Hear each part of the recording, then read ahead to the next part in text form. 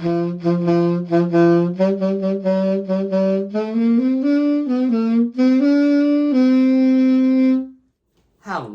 and welcome to the table. I'm your host, Teen Wolf, and today I am going to be doing a quick recap of what's going on this year, like the highlights, the downsides, and whatnot.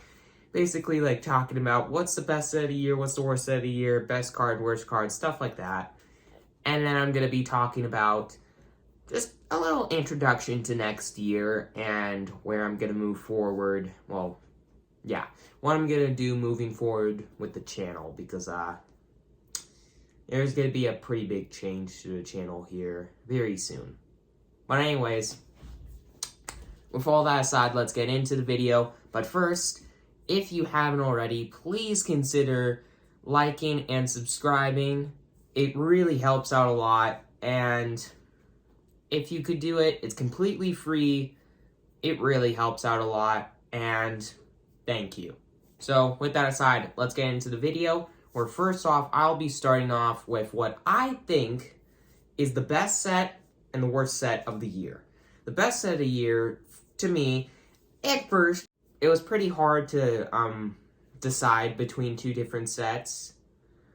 I really like Streets of New Capenna, and I also really like Dominaria United, and they both have their ups and downs. But I think in the end, Streets of New Capenna is a little bit better for a couple different reasons. First off, I do think that there are better playables in that set than Dominaria United. And the other thing I started to notice a lot of the more expensive and valuable cards in the set are actually rares, whereas with Dominaria United and most other sets, it's mythics, which I think is a pretty big surprise and quite cool. Sure, Dominaria United has Shieldred the Apocalypse, but Streets of New Capenna is a bit better. It's got a few more playables, in my opinion at least.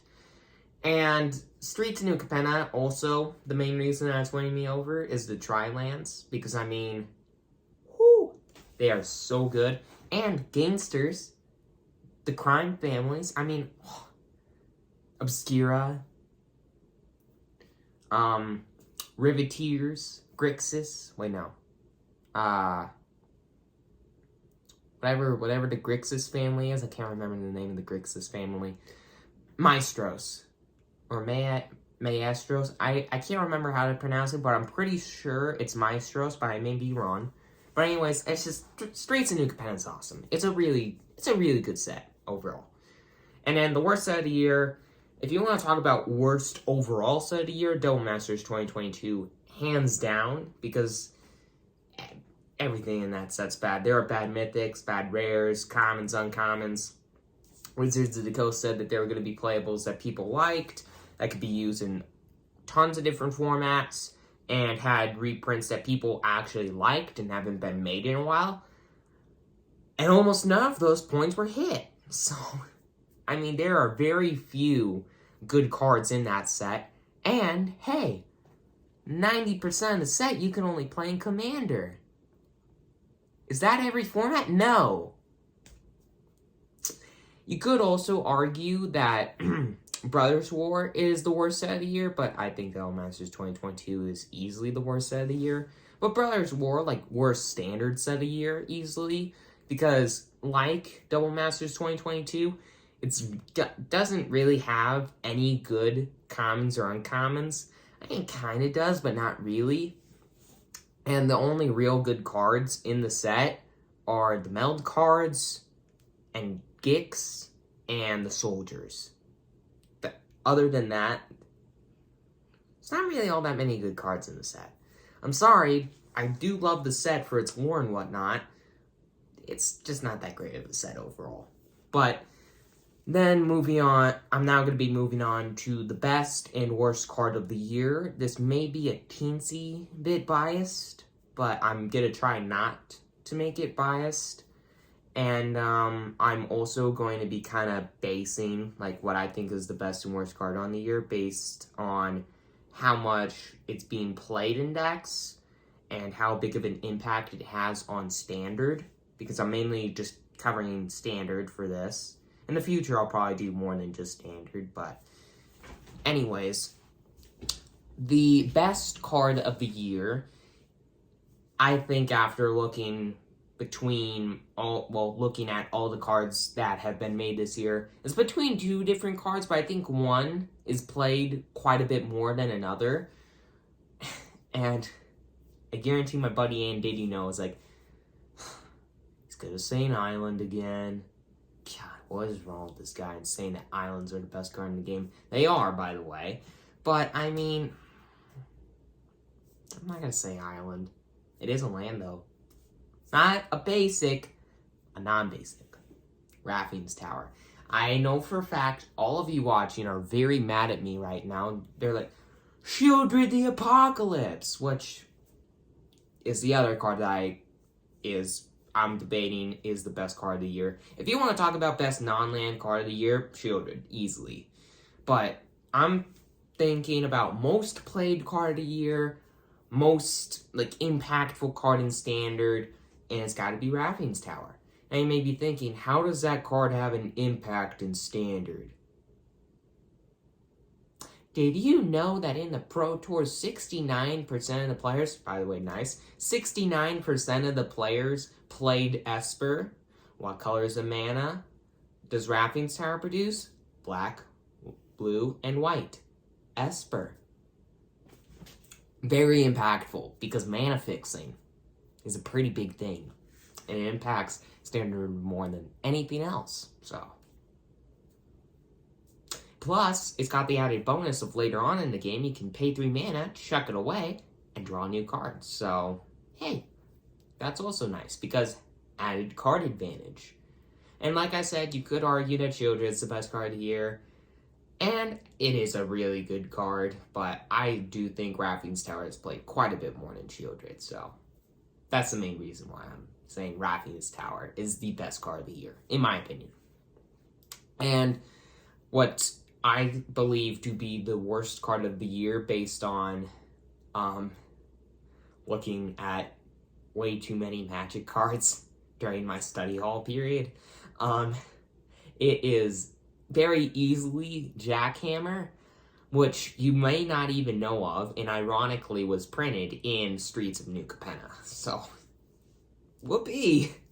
But anyways, this card is for 1 in a red, an equipment that you equip for 2. Ooh, 4 mana to equip a creature. This better be good. And oh, by the way, it's a counter, so it's not going to be good. But the equipped creature gets a bonus 2 power. Nothing else. So you're telling me I have to spend 4 mana to give my creature 2 extra power? What? Does that make any sense? No. So, like, what? What? Yeah, it just, like, it's awful. It's horrible. I mean, why? Why does the card exist? But anyways, now moving on to what are my favorite and least favorite cards of the year. My favorite card of the year is a card that you all know very well. Spirited Companion. Because, I mean, it looks like my buddy Ozzy. My little Ozman. And Spirited Companion, it's cheap. Because for 1 white, you get a 1/1. So it's a good jump blocker. When it enters the battlefield, you get to draw a card. Added bonus. And hey, when Elesh Norn comes out, 2 mana 1/1, draw 2 cards. Plus, it's got the added bonus of being an enchantment creature, so in enchantment decks, it's also got a little bit of an extra bonus. So, yeah, it's a good card. It's a fun card. I like Spirited Companion a lot. It's my favorite card of the year, easily. Now, my least favorite card of the year, on the other hand, oh, it's made me rage so much. Keeper of the Cadence. This card is so frustrating. I can't even explain how much this card frustrates me. I mean, it's an uncommon somehow. The card absolutely sucks, in my opinion. And it's just, I've pulled it so many times in the uncommon slot. Whereas I'm like, all I need is this 1 uncommon. If I get this 1 uncommon, then I can build this deck. And I pull this thing instead. I'm like,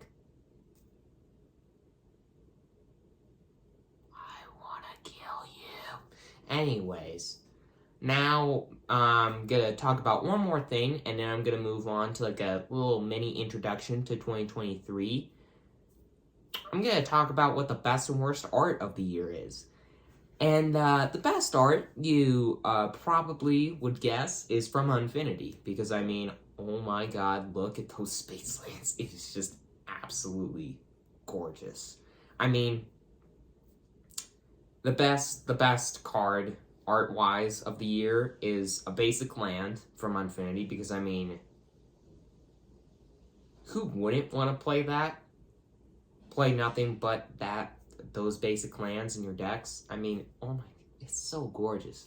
But anyways, most beautiful art of the year is the full art mountain from Unfinity. This version of the full art mountain, because I mean, the other one, it's cool and all, but that one's better, easily. And, oh my god, it looks like Mustafar. It's just so beautiful. It's just, oh, it's chaos and beauty and all the fun stuff all in one. It's awesome and amazing. I love it. But that is the best art of the year. The worst art of the year, I believe, is Griffin Protector. This might just be me, but I just think it's a little bit, it's just not, it's kind of, it just looks bad to me. I mean, just the Griffin looks kind of strange, and then, like, the background, I mean, it's cool style, I guess, but I don't know, it just seems kind of, it doesn't seem like they fit together at all, really. I'm sorry to the artist if I'm kind of making you feel bad, which I don't really want to, but I don't know, I'm just not a fan of that art. It's just, it might just be me, but, yeah. But anyways, moving past that, now moving on to 2023 introduction. So I'm just gonna talk about like the sets that are gonna be coming out next year, and a quick announcement, and a little something moving forward. I'm gonna be doing a little something moving forward. But anyways, the sets that are coming out next year, first off, it'll be Dominaria Remastered coming out in mid-January, and beautiful. Love this set. It's amazing. It's inspired me to build 2 decks that are just going to be great callback sets to the early days of MTG, and just really popular decks early on in the MTG world. It's just great set. Awesome. Amazing. Blows Double Masters 2022 out of the water, and it, in my opinion, looks better than Modern Horizons 2 and even Time Spiral Remastered, which are 2 incredibly good modern sets. Now, this isn't really exactly a modern set, but it's a good set. It's a really, really solid set. Beautiful. Next up, it'll be 5XL 1 coming out in, I believe, mid-February, and from what I've seen so far, it just looks like a really fun set with the Toxics cards now. I mean, just super fun. Elesh Norn also looks super duper fun to build around. And just some really solid cards that have been spoiled, like some of the Planeswalkers. I think there's like a new version of Kaito getting reprinted, of course, because I mean, everyone loved Kaito. And then 5X and Obliterator, and I still believe Blightsteel Colossus is going to come out in that set, but just looks like a super fun set. And then March of the Machine and March of the Machine Aftermath, whatever. I don't really care about that set too much. It's just like a kind of way for the lore to be finished off and concluded and whatnot. It's like, whatever. It doesn't really matter. I mean, it's a smaller set. We'll talk more about it later. But, yeah. Then next up will be Wild Veldrain. I'm not sure when Wild Veldrain is going to come out. I think it's in June, but I may be wrong. I know that it's around summertime, but that set looks like a ton of fun, and I'm going to predict this right now. Garruk's going to get a reprinting in that set because, I mean, it's Eldraine. He has a pretty big connection to that realm because, I mean, he got Uncursed there. the royal family and him are basically like besties. I mean, he's just got a pretty good connection to the plane. Plus, Wilds of Eldraine, Garruk Huntmaster. He hunts things that live in the wild. I don't know. But anyways, that looks like an incredibly fun set. It's gonna have fun cards in it, and it better make red good again, because it better do it or else. Or else. But anyways, after that will be the Lost Caverns of Ixalan, which looks like an incredibly fun set.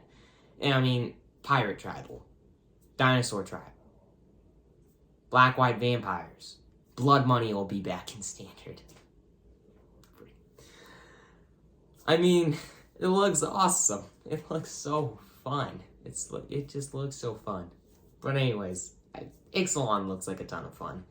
But overall, the sets coming out next year look like a ton of fun. But one announcement by Wizards of the Coast, I'm not sure if it's true or not, but let's just discuss it. Supposedly, well, first off, like I said earlier, March of the Machine and March of the Machine Aftermath are going to be smaller sets, which is awesome. Love that. But supposedly, after Phyrexia All Will Be One comes out, Wizards of the Coast is going to shrink down the sizes of sets. But supposedly, they're also supposed to cut the size of packs in half and raise the price of packs.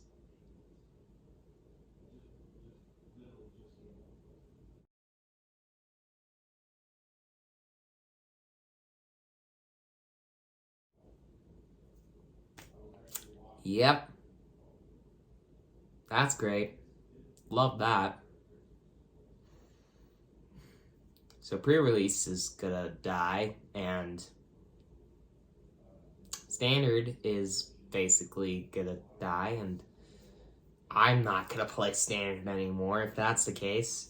And it's just, I hope it doesn't happen, but the way that Wizards of the Coast has run things lately, it looks like it's gonna happen. And it sucks, but I don't think it's gonna last that long, but it's enough for me to quit Standard. Even if it doesn't happen, I'm still gonna quit Standard. Which you may be thinking, well, why? I don't... Standard... I love Standard. I really love Standard. But it's just... I'm just losing interest in the game because of it. It's just... It's not as fun anymore, Standard. It's not as fun as it used to be. Standard is... For me, I'm just tired of it. You have to spend so much money on the game to keep up with Standard. You have to build so many decks. I mean, here, let me pull up this picture. If you look at the early days of Magic, look how many sets came out. And then look at today. You see the problem that Standard players have to deal with? That's stupid. Anyways, it's just... I'm done. I'm tired of it. I'm done. 10,000 cards, over 10,000 cards got printed this year. 15% of all the cards in MTG history got printed this year. I mean, if that isn't crazy, then I don't know what is. And I'm Mr. Crazy. I mean, one of these days I might play Mono White. That's crazy. But that's even more crazy. So, anyways. So, I'm gonna move away from Standard, and I'm gonna move into a new format that's actually starting to become really popular because it's really, really budget-friendly. And it's actually a lot of fun. And when you really think about it, it's a lot like pre-release. Like, feel-wise. The decks are pretty even. It's not like super duper fast games like Standard's starting to become, and then like Modern and Legacy is just bonkers and stupid. I mean, oh my god. But, I mean, this format, it's slower, it's way more budget friendly, and to me, it's a lot more fun than all the other formats in Magic right now, because it's either too fast, you have to spend too much money. With this format, it's slower, and you don't really have to spend any money on decks. I mean, I'm already building a deck for this new format. It costs $20. Versus, like, a lot of the other decks that I've built, like, in the past, are, like, $200. It's just insane. I love it. And I will talk more about this new format that I'm going to be doing on the channel in a future video. One of the first videos I'll upload for 2023 will cover more in depth my plans for the future, because I don't want to spoil it just yet, because I'm not 100% sure that is the direction I'm going to go. But you can basically guarantee that I am going to be moving out of Standard and going more into this format or another format similar to it, because I do want to build budget decks again while still having fun, because when I did with Standard, I mean, you all know, it was not that fun at all. But with this, it's going to be a lot more fun, and yeah, it's probably going to be this format, and I'll talk more about it here in the future. But for now, I hope that you all enjoyed 2022, even though it wasn't a great year for Magic the Gathering. And it sucks, but hopefully this won't happen again. This kind of year won't happen again. And Wizards of the Coast will kind of dial back a little bit. I mean, next year, I don't know. And next year, it's just, I don't know anymore. Magic the Gathering is just, they're focusing more on quantity than quality. It's just, I and a lot of Magic the Gathering players prefer quality over quantity, and Wizards of the Coast is mixing that up and thinks that we want quantity over quality, or they just want quantity over quality so they can make more money. So, it sucks. Hopefully, Wizards of the Coast will start to listen to us, and things will kind of dial back, and it'll get better. But, for now, hope that you enjoyed 2022. Even though it wasn't a great year, there were some pretty fun stuff that happened this year, like Streets of New Capenna and Dominaria United. But overall, thank you for watching me this year, and I hope you had a lot of fun just building, doing whatever this year. Even though it wasn't the best year, I hope you still had fun overall. And with all that aside, I'm your host, Teen Wolf. Please consider subscribing if you haven't already. And I can't wait to see you all in 2023 and Dominaria Remastered. See you then.